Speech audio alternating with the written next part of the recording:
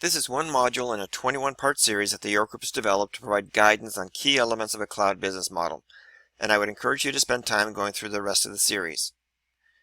Moving from perpetual upfront licenses to subscription payments can have a big impact on your sales organization as well as the compensation structure. The biggest challenge is getting salespeople interested in selling SaaS. They're used to getting a nice big commission from selling an upfront license and do not get excited by the thought of collecting a commission based on $70 per user per month. If you're using the same salesperson to sell both options, they will have a choice in how they spend their time. Do they focus on the cloud, or do they focus on on-premise? Well, all things being equal, that is to say, if the commission structure doesn't make a distinction between the two, they will always opt for the on-premise.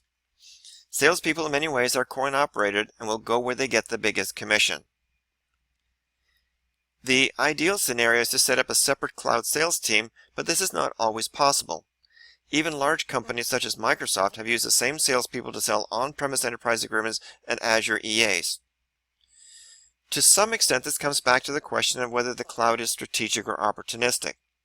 The more strategic it is, the more compelling it becomes to have cloud-specific salespeople. But even if it is strategic, you might want to use the same team, sometimes because you can't afford to hire new people, and sometimes because you don't want two different salespeople competing for the same account, one selling on-prem and one selling cloud. In this case, you need to structure a compensation package that encourages the salesperson to take the cloud offering seriously. One way is to have separate quotas for each, one for on-prem, one for the cloud, and they have to hit both to meet their targets. You can take this a step further by adjusting the commission so that the salesperson doesn't get the full commission percentage on the on-premise quota until they have retired their cloud quota.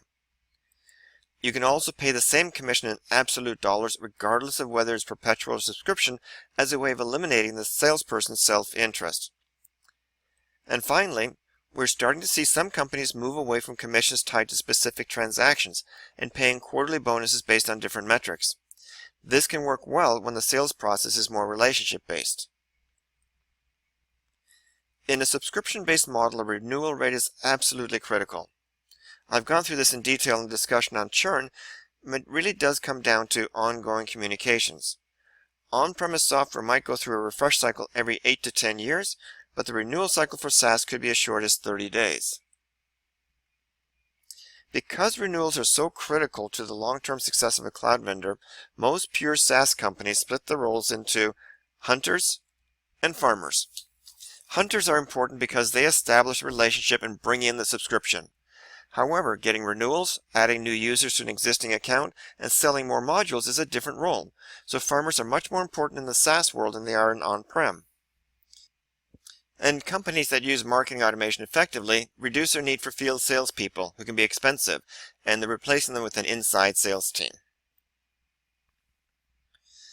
If you are changing your business model, this is a good time to review and improve your entire sales process. Decide whether you want sales resources dedicated to the cloud and whether to split the roles into hunters and farmers.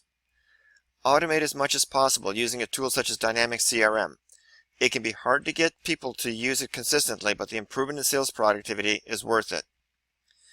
We would also suggest that you have a consistent sales methodology that works for your technology.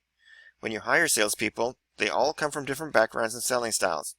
If you're using a CRM solution, you'll want all of them to be using the same methodology so that the tracking in CRM is consistent. Finally, have an overall process that covers every step of the sales process.